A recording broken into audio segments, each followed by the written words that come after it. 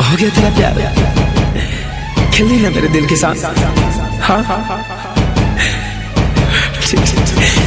अरे जाने से पहले कोई ऐसा सजा दो मुझको, चल भुला ही दो मुझको।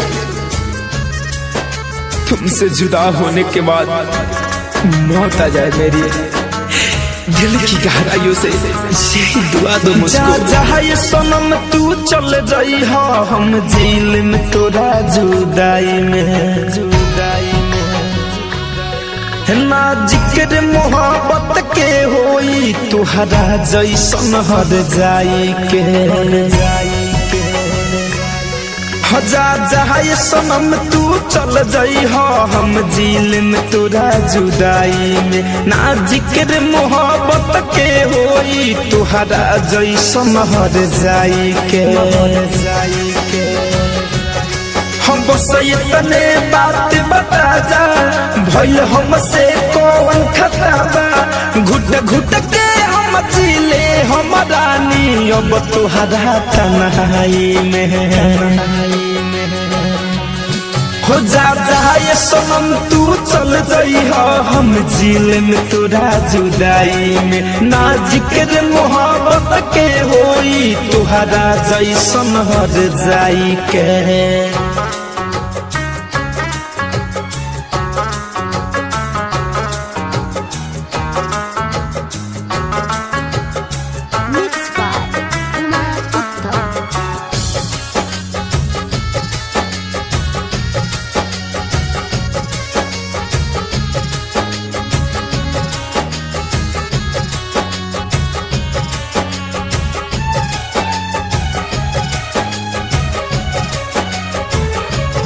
हो काहे इश्क में अक्सरई होला, दिल टूट के चकनाचूर होला।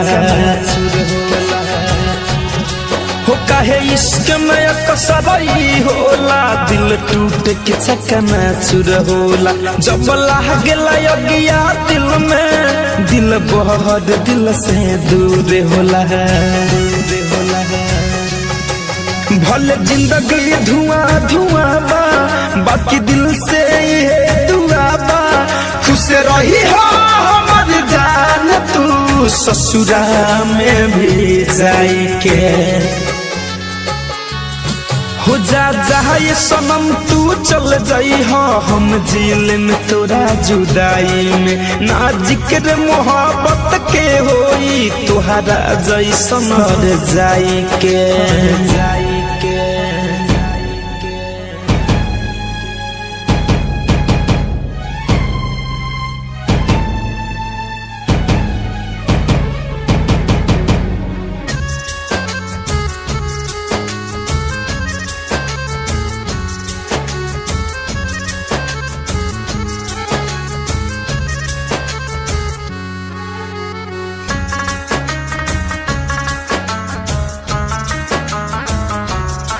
जननी ना जान बदल जाइबू, दिल तूर के ऐसे चल जाइबू। जननी ना जान बदल जाइबू, दिल तूर के ऐसे चल जाइबू। बन के सपना धनंजय, धड़कन के दिल से उतर जाइबू। हो देख के इतना दर्दिया जाइबू, खुश तू न जान रह पैबू।